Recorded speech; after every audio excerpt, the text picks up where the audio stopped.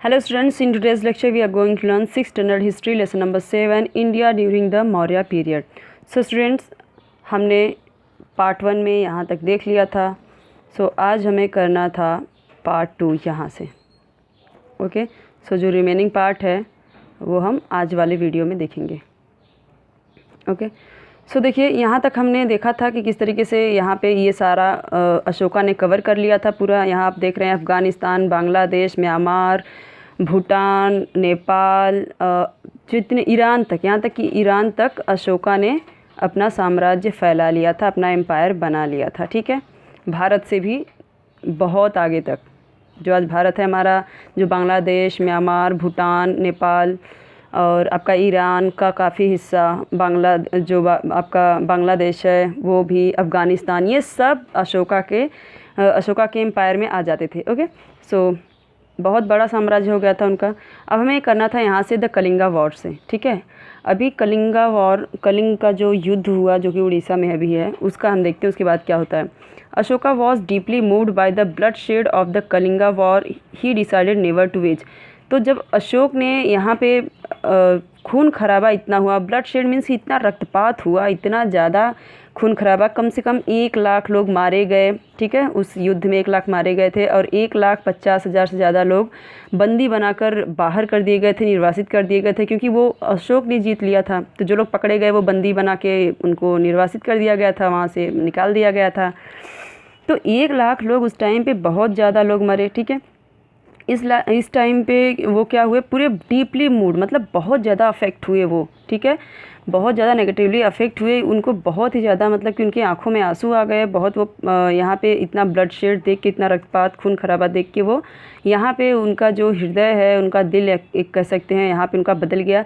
He decide never to veg, यहाँ पे उन्होंने डिसाइड किया कि अ वॉर अगेन. उन्होंने यहाँ पे डिसाइड कर लिया कि अब कभी भी मैं युद्ध नहीं लड़ूंगा. ठीक है, एक बहुत बड़ा यहाँ पे वो कह सकते हैं अनाउंस किया और बोला कि अब मैं कभी युद्ध नहीं करूँगा. ठीक है, तो यहाँ पे कुछ देखते हैं पहले क्या है. The message of emperor Ashoka, it is good and right to serve one's parent, the victory which arouse compassion and love is the real victory. तो ये क्या है, रियल विक्ट्री क्या है, तो एक दूसरे पे जीत क्या है, तो प्यार, दया, मतलब कि यहाँ पे एक दूसरे पे करुणा करना, ये सारी चीज़ें क्या, यही असल जीत है. ठीक है, यहाँ पे वो मैसेज देते हैं, वो हम आगे देखेंगे भी. यहाँ पर उन्होंने ठान लिया कि कभी वो युद्ध नहीं करेंगे. He came to believe that truth, non violence, compassion and forgiveness were the important values. यहाँ पे वो किस चीज़ को वैल्यू देने लगे, तो नॉन वायलेंस. ठीक है, ट्रूथ मतलब सच्चाई को, सच्चाई की राह पे चलो. ठीक है, नॉन वायलेंस मतलब कि हिंसावादी मत बनो. नॉन वायलेंस मतलब किसी को हर्ट मत करो, चोट मत पहुंचाओ, मारो पीटो मत, खून खराबा नहीं करना है. अब कंपैशन मतलब दया, करुणा भाव, वो सारी चीज़ें. फॉरगिवनेस की अगर कोई कुछ गलती कर रहा है तो उसे माफ़ कर दो. ये सारी चीज़ों को वो इम्पोर्टेंस देने लगे थे. यही अभी वो क्या हो गए, उनके लिए इम्पोर्टेंट वैल्यूज़ हो गए. एक कह सकते हैं नैतिकतावादी हो गए बहुत तरीके से वो. ठीक है, बहुत ही उनका हृदय परिवर्तन हो गया, वो चेंज हो गए. Ashoka wanted to spread this teaching among the common people, and therefore he had pillar edicts and stone inscriptions engraved throughout his kingdom. तो इन्होंने क्या किया, जो यहाँ पे जो चीज़ें उन्होंने समझी कलिंग युद्ध के बाद, तो यहाँ पे जो उन्होंने बातें समझी वही सारी चीज़ें वो लोगों को भी सिखाना चाहते थे. यही सारी जो मतलब कि जो सीख थी, जो शिक्षा थी, वही वो लोग कॉमन पीपल, मतलब जो पब्लिक थी, जो दुनिया थी, उसको भी यही सिखाना चाहते थे. इसके लिए इन्होंने क्या किया, उन लोगों के बीच में ये बातें समझाने के लिए वो पिलर, ऐसे खंभे होते हैं, ठीक है, स्टोन के, तो उस पर वो क्या करवाने लगे, इनग्रेव्ड करवाने लगे. मतलब कि उस पर इनग्रेव्ड मतलब कि खुदवा के लिखवा देते. ठीक है, उकेरना जिसे उसको बोलते हैं ना, इनग्रेव्ड करना. तो उस पर वो लिखवाने लगे, शिक्षा देने लगे, उस पर ही वो अपना मैसेज देने लगे लोगों को. ओके, तो ताकि आने वाली जनरेशन, जैसे आज भी हम देखने जाते हैं बहुत सारे जो पिलर है, आपको पता है कि उनका जो पिलर है, जो अशोक स्तंभ है, वो सारी चीज़ें वो आपको श्रीलंका में, ओके, और चीन में बहुत जगहों पे मिल जाएगी. जहाँ जहाँ पे उन्होंने इसका प्रचार प्रसार किया ना बुद्ध धर्म का, वहाँ पे ये उनके आज भी स्तंभ देखने को मिलते हैं, पिलर्स देखने को मिलते हैं. तो यहाँ पे उन्होंने क्या किया, पूरी राजधानी, अपने पूरे किंगडम में, जहाँ से पूरा जितना उन्होंने जीता था, अफ़गानिस्तान से लेके यहाँ बांग्लादेश, यहाँ भूटान, नेपाल, सब जगह पे उन्होंने इस तरीके से पिलर पे इस तरीके से एडिट करवाया, इंस्क्रिप्शन करवाया, मतलब उसमें इस तरीके से लिखवाया। These writings are in the Brahmi script. और ये किस लैंग्वेज में थी? तो ब्राह्मी। उस टाइम पे ब्राह्मी लैंग्वेज हुआ करती थी। बहुत सारे थे, पाली, ब्राह्मी, मगधी, तो उन्होंने बहुत सारे लैंग्वेज में लिखवाया। कुछ कुछ संस्कृत में, कुछ कुछ ग्रीक लैंग्वेज का भी कहीं कहीं पे यूज़ हुआ है उनके पिलर्स में। ठीक है, जैसे ईरान साइड उन्होंने जो जीता था, अफ़गानिस्तान में जो जीता था, तो उधर पे उन्होंने इस तरीके से ग्रीक वर्ड वाला भी यूज़ करवाए होंगे ताकि उधर के लोग समझ सकें।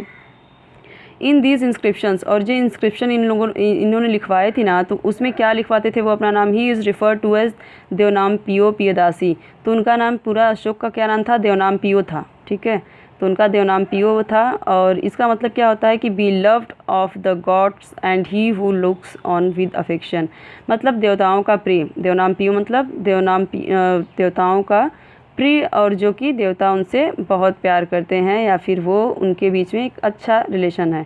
और आपको बता दूं कि अशोक का नाम देवनामपियो उनका नाम था, देवनामपियो अशोक सम्राट, इस तरीके से नाम था। Okay, another inscriptions states that 8 years after he ascended the throne, he made the conquest of Kalinga and had a change of heart on seeing the devastation it caused. जब वो थ्रोन पे बैठे, जब वो थ्रोन पे आए, जब वो राजा बने, उसके 8 साल के बाद, ठीक है, 8 साल के बाद उन्होंने कलिंगा पे विजय प्राप्त की। हमने देखा ना जब कलिंग का युद्ध हुआ तो उनका कैसे उनका हार्ट, उनका जो इनमें चेंजेस आए, तो किस तरीके से उसके बाद उनका जब वो थ्रोन पे बैठे 8 साल के बाद, तो कलिंग से युद्ध हुआ, उस पर विजय प्राप्त की, और उसके बाद उनका जो हार्ट कह सकते हैं वो चेंज हुआ। ये जो इतना डिवेस्टेशन हुआ था, डिवेस्टेशन मतलब कि जो इतना कह सकते हैं कि इतना तबाही हुआ, जो डिवेस्टेशन मीन्स तबाही, तो उसे देख के उनका क्या यहाँ पे हृदय परिवर्तित हुआ। यही रीज़न था, इतना तबाही देख के लाखों लोग मर गए। An inscription of Emperor Ashoka at Delhi Topda shows that he had put strict restriction on the hunting of bats, monkeys, rhinoceros and on setting fire on forest.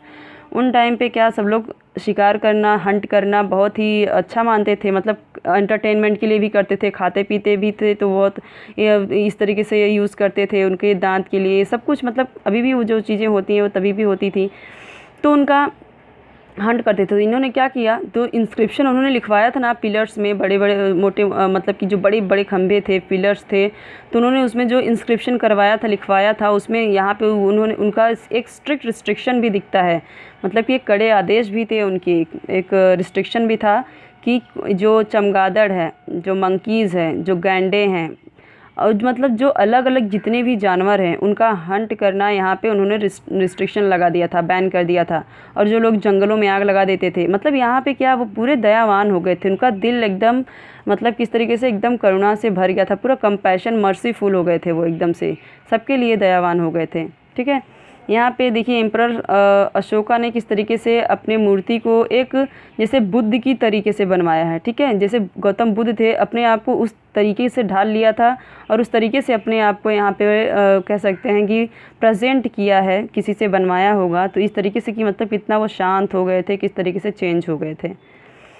तो उन्होंने अपने टाइम पे फिर क्या करवाया था, कलिंग युद्ध के बाद इस तरीके से जानवरों के लिए, एनिमल्स, बर्ड्स के लिए भी उनके दिल में इतनी दया आ गई थी। Emperor Ashoka's work of the spread of religion. अब अशोक का जो ये काम किस पे, रिलीजन पे, किस तरीके से उन्होंने धर्म को फैलाया वो देखते हैं। Ashoka had impressed Buddhism. तो यहाँ पे इम्प्रेस्ड मीन्स व्हाट, तो यहाँ पे उन्होंने बुद्ध धर्म को उन्होंने बहुत ही यहाँ पे कह सकते हैं मतलब कि गले लगाना, मतलब कि कह सकते हैं कि अपना लिया। ठीक है, और उससे बहुत क्लोज हुए, बुद्धिज़्म से बहुत क्लोज हुए, बुद्धिज़्म की जो टीचिंग है उससे बहुत क्लोज हुए वो। तो इसका मतलब इम्प्रेस्ड बुद्धिज़्म, इम्प्रेस्ड बुद्धिज़्म का मतलब क्या होता है कि उससे बहुत क्लोज हुए। He had convened the third religious council of Buddhism at Pataliputra. यहाँ पे दूसरी बार उन्होंने रिलीजियस काउंसिल करवाया बुद्धिज़्म पे। बुद्धिज़्म का जो एक रिलीजियस काउंसिल था, सभा थी, उन्होंने पाटलिपुत्र में करवाया, तीसरी बार हो रहा है ये। ठीक है, Ashoka sent his own son Mahendra and daughter Sanghamitra. तो अशोका के जो पुत्र थे कौन, महेंद्र, और उनकी डॉटर का नाम था संघमित्रा। उनको उन्होंने भेजा, कहाँ पे भेजा, Sri Lanka for the spread of Buddhism, इन दोनों को उन्होंने श्रीलंका भेजा बुद्धिज़्म के, ताकि वो बुद्धिज़्म के धर्म को फैला सके। He also sent Buddha bhikshus to West Asia and Central Asia for spreading Buddhism. और यहाँ पे वो किस और कहाँ पे जो बुद्धा भिक्षु थे, जो हमें पता है ना, बुद्धा भिक्षु जो लोग फॉलो करने लगते हैं बुद्ध को, तो घर बार छोड़ के तो वो बुद्धा भिक्षु जाते हैं, तो उन लोगों को कहाँ भेजा, तो सेंट्रल एशिया में, मतलब एशिया कॉन्टिनेंट में कहाँ तो West Asia and Central Asia, spreading Buddhism को फैलाने के लिए। He also built many stupas and vihara, तो विहाराज मतलब कि उन्होंने बहुत सारे स्तूप बनवाए, स्तूप पता है ना किस तरीके स्तूप इस तरीके से, और विहार मतलब गौतम बुद्ध के जो फॉलोअर्स थे, भिक्षुज थे, उनको रहने के लिए जो जगह बनाते थे उसको बोलते थे विहार इंग्लिश में विहाराज, और वैसे क्या हिंदी में तो विहार बनवाते थे, मतलब उनके रहने की जगह। स्तूपा मतलब क्या, इस तरह के स्तूपा, जो गौतम, जैसे कोई फॉलोअर मर गया तो उसका कोई यहाँ पे निशानी, उसका दांत या उसके कपड़े इस स्तूप में रहते हैं, और ये स्तूप इस तरीके से बनते हैं। आज भी बहुत जगह पे मिल जाएगा ये चीज़ें। पब्लिक वेलफेयर एक्टिविटीज़, और पब्लिक के वेलफेयर के लिए, पब्लिक के हित में, पब्लिक के भलाई के लिए उन्होंने क्या क्या एक्टिविटीज़ की, क्या क्या काम किए, वो देखते हैं। Emperor Ashoka laid stress on the creation of facilities for the welfare of the people, तो यहाँ पे अशोक ने क्या किया, लोगों की फैसिलिटीज़ दी, सुविधाएं दी, और लोगों के वेलफेयर के लिए भी बहुत काम किया। For example he made provisions for free medicines and medical treatment for people as well as for animals. तो यहाँ पे अशोका ने क्या किया, लोगों के लिए उन्होंने ट्रीटमेंट की व्यवस्था की, दवाइयाँ की व्यवस्था की, दवाइयों की, ठीक है, मेडिकल ट्रीटमेंट की व्यवस्था की, और उसी तरीके से जानवरों के लिए भी वो, ठीक है, एनिमल्स बर्ड्स के लिए भी वो यहाँ पे बहुत ही देख रहे हैं हम कि वो कितना ज़्यादा उनके लिए भी सतर्क हैं, अलर्ट हैं, कितने ज़्यादा कितना इमोशन हो गया उनके अंदर, इमोशनल हो गए एकदम से, ठीक है, सबके लिए उनके अंदर एक इमोशन फीलिंग आ गई है। He built many roads and planted trees for shade on both sides of the road, और उन्होंने क्या किया, जो आज हम कर रहे हैं उन्होंने उस ज़माने में किया, वो रोड के चारों तरफ मतलब इस तरीके से रोड है तो दोनों तरफ इधर भी पेड़ लगवाए, इधर भी पेड़ लगवाए, ठीक है, इस तरीके से पेड़ लगवाया उन्होंने। और क्या करवाया उन्होंने, ही डग वेल्स एंड बिल्ट धर्मशाला, और उन्होंने बहुत बड़े बड़े कुएं भी खुदवाए ताकि लोगों को पानी की दिक्कत ना हो, और बहुत धर्मशाला भी बनवाया है बुज़ुर्गों के लिए जाने के लिए, या फिर कोई किसी के घर पे कुछ दिक्कत है, तो जैसे आज भी हम देखते हैं अलग अलग अनाथालय है, तो क्या मतलब कि वृद्धाश्रम है, उस तरीके से उन्होंने बहुत सारे धर्मशाला बनवाए लोगों के लिए, लोगों की फैसिलिटीज़ के लिए, ठीक है। और आप देखेंगे वेल्स, ये इनका अशोका का जो वेल है, कुआं है, अब एक बहुत बड़ा कुआं है यहाँ पे बिहार में है, आई थिंक पटना साइड कहीं पे, जो बहुत ही बड़ा कुआं है, बहुत बड़ा, ओके। तो अभी भी उनके बहुत सारे ऐसे कुएं हैं, उनकी बनवाई गई चीज़ें बहुत सारी ऐसी हैं कि जो आज भी उसी हालत में मतलब सुरक्षित हैं अच्छी खासी। Administration during the Maurya period, अब हम देखते हैं कि उस टाइम मौर्य पीरियड के टाइम का एडमिनिस्ट्रेशन कैसा था, रूल किस तरीके से होता था, किस तरीके से था, एडमिनिस्ट्रेशन कैसा था। Pataliputra was the capital of the Maurya empire, हमें पता है पाटलिपुत्र राजगृह से पाटलिपुत्र हो गया था मौर्य एम्पायर में capital. For the sake of administrative convenience the empire was divided into 4 region in which in own capital. क्या किया था यहाँ पे, सुविधा के लिए अच्छे से यहाँ पे एडमिनिस्ट्रेशन हो सके, अच्छे से मतलब सबको देखा जा सके, शासन व्यवस्था अच्छे से चल सके, इसके लिए उसकी सुविधा के लिए उन्होंने क्या किया, उन्होंने अपने एम्पायर को 4 रीजन में डिवाइड किया, मतलब 4 क्षेत्र में यहाँ पे उन्होंने डिवाइड किया, और हर का जितने भी रीजन उन्होंने अलग अलग किया उसका एक कैपिटल भी बनाया। जैसे ईस्टर्न रीजन में, तो ईस्टर्न रीजन को उन्होंने उड़ीसा को यहाँ पे कैपिटल बनाया, वेस्टर्न रीजन में उज्जैन को मध्य प्रदेश, सदर्न रीजन में तो सुवर्णागिरी जो कि कहाँ पे है, तो कनकगिरी इन कर्नाटक में है। नॉर्दर्न रीजन तो तक्षशिला जो आज पाकिस्तान में आता है, ठीक है। तो नॉर्दर्न रीजन तो ऊपर हम देखते हैं ना पाकिस्तान ऊपर साइड में, तो उधर तक्षशिला को वहाँ का कैपिटल बनाया। मतलब यहाँ पे जो 4 उन्होंने राजधानी बनाई किस तरीके से, ईस्ट का साइड, वेस्ट का साइड, नॉर्थ का और साउथ का, और हर किसी का एक एक कैपिटल भी बना दिया जहाँ पे वहाँ पे लोगों ऑफिसर को बिठा के अच्छे से वहाँ की देखरेख की जा सके उस पूरे क्षेत्र की। साउथ में अगर है तो साउथ का पूरा देखेगा, जो भी ऑफिसर है, नॉर्थ का है वो देखेगा, इस तरीके से। There was a council of ministers which advise the king in matters of administration. तो यहाँ पे काउंसिल ऑफ मिनिस्टर को भी यहाँ पे अपॉइंट किया उन्होंने, जो कि राजा को एडवाइस करता था कि किस जो भी एडमिनिस्ट्रेशन का कुछ भी रहता था मैटर उससे रिलेटेड वो उससे एडवाइस लेते थे, जो भी काउंसिल ऑफ मिनिस्टर होते थे। ठीक है, हमें पता है ना पुराने टाइम में कितने राजा होते थे, तो जितने भी राजा होते थे उनके बहुत सारे मंत्री होते थे जो अलग अलग काम के लिए बता, जैसे आज कैसे फाइनेंस मिनिस्टर अलग हैं, तो जैसे कि अभी रेल मंत्री अलग हैं, अलग अलग है ना, सब कैबिनेट में अलग अलग सारे मिनिस्टर हैं, वो अपना अपना काम देखते हैं। हेल्थ एजुकेशन के मिनिस्टर अलग हैं, तो उसी टाइम पे भी ऐसा था। There were many officers working at different levels, अलग अलग लेवल पे लोग काम करते थे, जैसे कि अभी मैंने आपको एग्जांपल दिया, बिल्कुल उसी तरीके से। There was an efficient intelligence service which kept an eye on the administration and on the movement of enemies. हम आज भी देखते हैं ना, जो हमारी इंटेलिजेंस होती है, खुफिया एजेंसी होती है, वो देखती रहती है दुश्मन का जो मूवमेंट्स हैं वो किस तरीके से कर रहे हैं, वो अपना कौन से मिशन में लगे हुए हैं, क्या करना चाहते हैं, भारत को क्या नुकसान पहुंचाना चाहते हैं। तो बहुत सारे इस तरीके से इंटेलिजेंस सर्विस भी थी जो चुपके गुपचुप ये काम भी देखती रहती थी कि बाकी सब जगह किस तरीके से एडमिनिस्ट्रेशन अच्छे से हो रहा है कि नहीं हो रहा है, हमारे यहाँ पे कुछ दिक्कत तो नहीं हो रही है, हमारे ऊपर कोई अटैक तो करने वाला नहीं है, कोई आसपास का जो राजा है वो हमारे खिलाफ़ तो नहीं जा रहा है। इस तरीके से वो लोग इस तरीके से देखते रहते थे, इंटेलिजेंस जो एजेंसी होती थी। Life of the people during the Maurya period, किस तरीके से लोगों की उस टाइम पे ज़िंदगी थी वो देखते हैं, किस तरीके से वो गुजर बसर करते थे। During the Maurya period agricultural production had great importance, उस टाइम पे एग्रीकल्चर को ज़्यादा से ज़्यादा इंपॉर्टेंस दिया जाता था। ट्रेड एंड अदर ऑक्यूपेशंस, और सिर्फ खेती ही नहीं, ट्रेड व्यापार और अलग अलग ऑक्यूपेशंस थे, जैसे कि हैड ऑल्सो प्रॉस्पेर्ड वेल, बहुत ही डेवलप्ड थे। जैसे कि क्या क्या थे, तो there were many occupations like carving and engraving on ivory, weaving and dyeing cloth and metal work.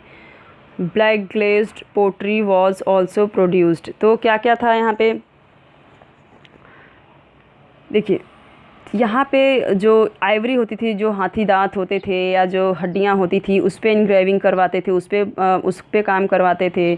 और कपड़े जो क्लोथ होते थे, डाइंग मतलब उसे कलर करना, ठीक है, डाइंग मीन्स होता है कलर करना, वो काम होता था उस टाइम पे अलग। उसे किस तरीके से बनवाते थे, बुनते थे, अलग अलग मलमल का कपड़ा, तो रेशम का कपड़ा, तो ऊनी कपड़ा, अलग अलग कपड़े, कॉटन का, तो अलग अलग कपड़े यहाँ पे कलर भी करवाए जाते थे और अच्छे से बुनवाए भी जाते थे, महंगे महंगे दामों में बिकते थे। मेटल वर्क, ठीक है, अलग अलग मेटल, गोल्ड का, सिल्वर का, कॉपर का, अलग अलग वर्क, जो भी ऑर्नामेंट्स बनाते थे।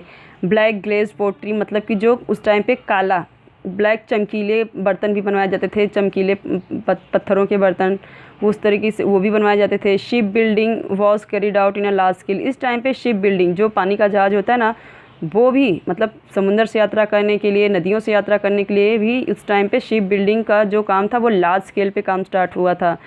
इन the metal work the technology of making articles of other metals as well as those of iron had developed. उस टाइम पे उन्होंने जैसे बाकी मेटल्स के काम होते थे, उसी टाइम पे क्या बहुत सारे ऐसे उन्होंने काम किए, बहुत सारे ऐसे मेटल के साथ साथ उन्होंने आयरन का भी यहाँ पे अच्छा खासा यहाँ पे उन्होंने बनाए हैं, ठीक है। अच्छे खासे जो आर्टिकल्स मिले हैं, सामान मिले हैं, ऑब्जेक्ट्स मिले हैं अशोक के टाइम का, बहुत सारे आयरन की भी यहाँ पे होने लगी थी, ठीक है, आयरन से भी सामान बनने लगे थे, सिर्फ कॉपर सिल्वर गोल्ड का नहीं, लोखंड से भी वो बहुत सारे आर्टिकल्स बनाते थे, objects.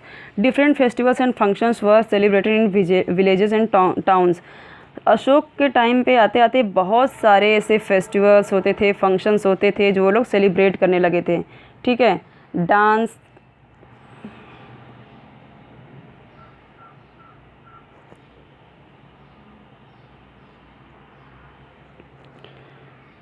And music concerts were a part of entertainment. तो उस टाइम पे डांस जो होता है, नृत्य होता है उस टाइम का वो, और म्यूज़िक कॉन्सर्ट मतलब कि कंपटीशन होता था, ये सारी चीज़ों का लोगों को एंटरटेनमेंट के लिए, ये भी एंटरटेनमेंट का एक पार्ट था। रेसलिंग बाउट्स, मतलब जो रेसलिंग मतलब आपको पता है ना, रेसलिंग बाउट्स मतलब कि जो कुश्ती के मुकाबले होते थे वो भी होता था, ओके। एंड चैरियट रेसेस, जो रथ दौड़ का होता है, रथ दौड़ का वो जैसे अभी रेस लगता है कार का, साइकिल का, उस तरीके से बाइक का रेस लगता है उस टाइम पे, तो जो रथ होता था ना उसका रेस लगता था। तो ये भी क्या था, ये सब पॉपुलर थे ये गेम। और क्या, बोर्ड गेम और चेस मतलब कि, और चेस को उस टाइम पे क्या बोला जाता था, अष्टपद, ठीक है। और बोर्ड गेम का मतलब क्या होता है कि जैसे मैंने आपको बताया था, जैसे आज हम अलग अलग गेम खेलते हैं, तो कैरम, तो ये सारी चीज़ें, तो उस टाइम पे क्या होता था, चौसर होता था बहुत सारा, इस तरीके से चौसर होता था, ठीक है। इस तरीके से जैसे आज लूडो खेलते हैं हम, ये सारी चीज़ें, तो उस टाइम पे भी चेस को उस टाइम पे अष्टपद बोला जाता था। और बहुत सारे ऐसे बोर्ड गेम होते थे, जैसे कि मैंने आपको बताया चौसर, और बहुत सारे ऐसे गेम थे। तो ये सारे होते थे एंटरटेनमेंट के लिए। अब यहाँ पे देखते हैं क्या है।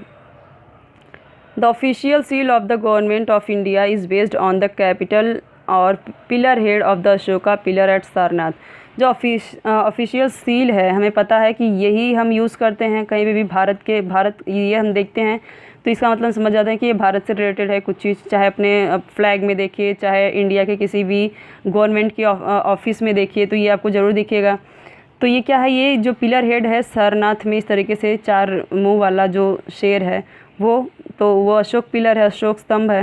और इसके जो 4 लायंस हैं, on a horizontal strip below each lion where there is a wheel और chakra, we can we only of these 3 chakra at a time. There is a horse on one side and bull on the other side of the chakra. Similarly, on the side that is not in view on the seal, there is an elephant and a lion on other side of the chakra. ठीक है।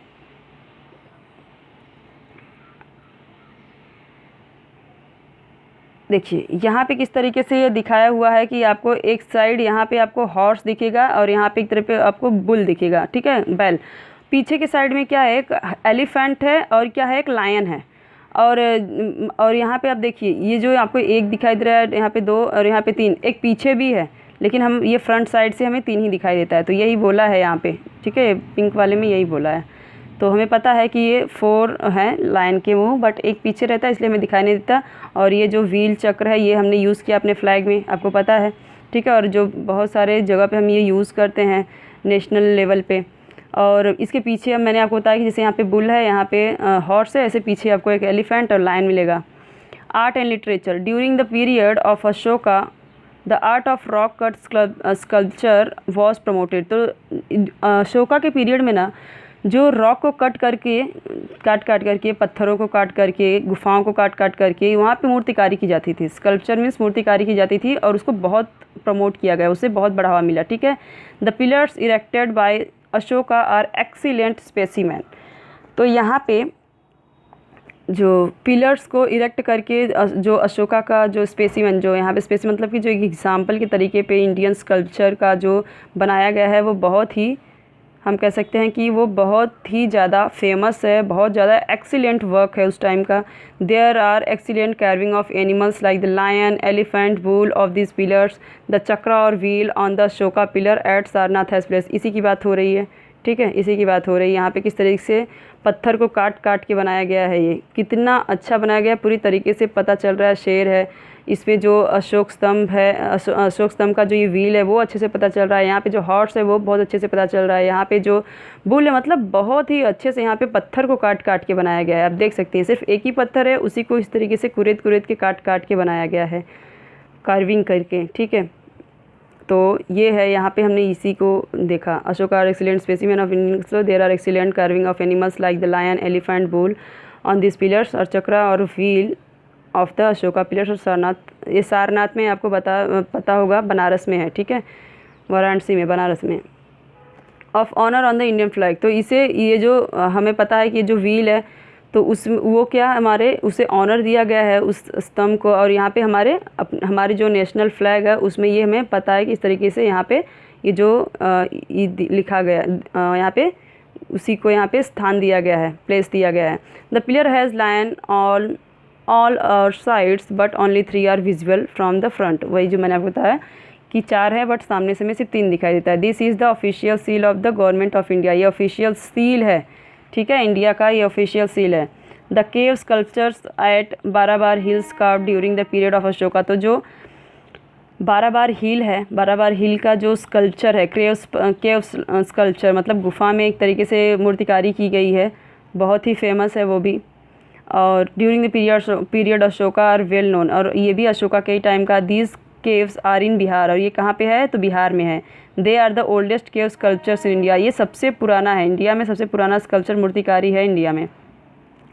After the death of emperor Ashoka the Maurya empire began to decline, तो धीरे धीरे क्या हुआ, जब इसका death हुआ, एम्परर अशोका का जब डेथ हुआ तो धीरे धीरे क्या मौर्य एम्पायर डिक्लाइन होने लगा, ख़त्म होने लगा। After the Mauryas many new states and some empires also emerged in India, तो उसमें बहुत सारे छोटे छोटे और स्टेट हो गए, जितना सारा जीता था अशोक ने उसमें धीरे धीरे और अलग अलग स्टेट बनने लगे, वहाँ पे धीरे धीरे ख़त्म होने लगा। ठीक है, जो मतलब मौर्य के बाद जो आए राजा मौर्य के वंश के, वो उतने ज़्यादा इफ़ेक्टिव नहीं थे, उतने ज़्यादा पावरफुल नहीं थे, इसलिए ख़त्म होने लगा। The Maurya empire was the largest empire in ancient India, तो एंशिएंट इंडिया में जो मौर्य एम्पायर है वो सबसे बड़ा एम्पायर है, क्योंकि आपको पता है कि कहाँ से लेके कहाँ तक फैला हुआ था। In the next chapter we shall discuss the political and cultural happening in the post Maurya period. इसके बाद हम देखेंगे कि नेक्स्ट पीरियड में क्या होता है मौर्य के बाद, तो बहुत ही ज़्यादा ऑनरफुल रहा था। अभी आप यहाँ पे ये देख लीजिए किस तरीके से बिहार में जो 12 बार केव है उसमें जो किस तरीके से अंदर काम हुआ है, वो देखिए गुफा के अंदर किस तरीके से काम किया, ये बिहार में देखने को मिलेगा आपको। नेक्स्ट वीडियो में हम देखेंगे नेक्स्ट चैप्टर।